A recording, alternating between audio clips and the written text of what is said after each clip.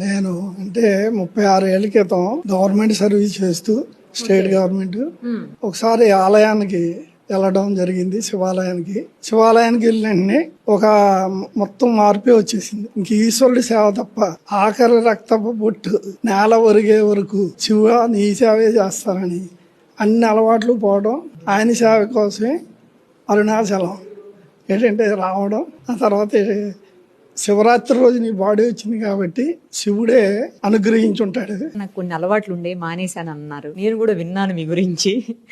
ఏం అలవాట్లు మానేశారు, మీరు ఎలా మానేయగలిగారు అలాంటి అలవాట్లు? ఒకసారి ఈశ్వర క్షేత్రానికి కార్తీక మాసంలో ఆ ఇంటి వానరకి పెద్ద వయసు, అంచేత ఆయన కోసం ఇంటి వానరు కదా అని ఆయన కోసం వెళ్తే ఆయనకి నది గోదావరి 1 కిలోమీటర్ ఉంటుంది.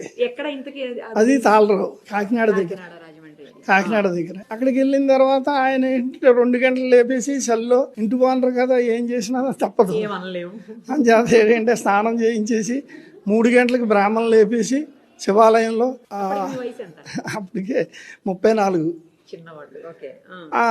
చేసిన తర్వాత వెంటనే ఆయన ఏం చేశారంటే 1.5 గంట అక్కడ పూజ జరిగి తర్వాత ఇంటికి వచ్చి నిద్రపోకూడదు, ఈరోజు కార్తీక మాసం మొదటి రోజు అని ఒక భగవద్గీత చేతులు పెడతారు. మధ్యాహ్నం కూడా నిద్రపోకూడదు, సాయంత్రమే ఉపవాసం ఉండి ఇప్పుడు సాయంత్రం 7 గంటలకి నక్షత్రం చూసి భోజనం చేయండి అంటారు. అప్పుడు ఆ భగవద్గీత ఇప్పుడు వరకు 36 ఏళ్ళు వరకు ఏ రోజు చదవకుండా ఏది తినకూడదన్న నియమం ఈ రోజు వరకు ఉన్న నియమంలో ఆ ఈశ్వర అనుగ్రహం. అది ఇప్పటికీ చదవలసిందే. 3 శ్లోకాల దగ్గర నుంచి ఏదో ఒకటి వ్యవహారం 3 శ్లోకాలు తక్కువ కాకుండా దాని అర్థాన్ని దాని శ్లోకాన్ని చదవాలి, అప్పుడు ఏదో ఒకటి తీసుకోవాలి అని అప్పుడు అనుకున్నది ఇప్పుడు వరకు అది ఈశ్వరుని అనుగ్రహంతో నడుస్తుంది.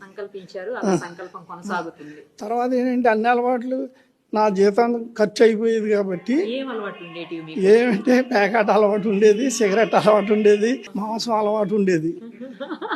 అయితే ఎప్పుడు కూడా తలంపు కూడా రాలేదు. ఇంచేత ఒక రోజున ఈశ్వర అనుగ్రహం వచ్చిన తర్వాత అవి మళ్ళీ తలంపు వచ్చి ఉంటే మళ్ళీ అలవాటు పడినేమో, కానీ ఇప్పటికి తలంపు రాలేదు. అవి అలవాట్లు ఉన్నాయని అసలు ఆడి వాళ్ళ దగ్గరికి వెళ్ళలేదు. అది ఈశ్వర గ్రేస్.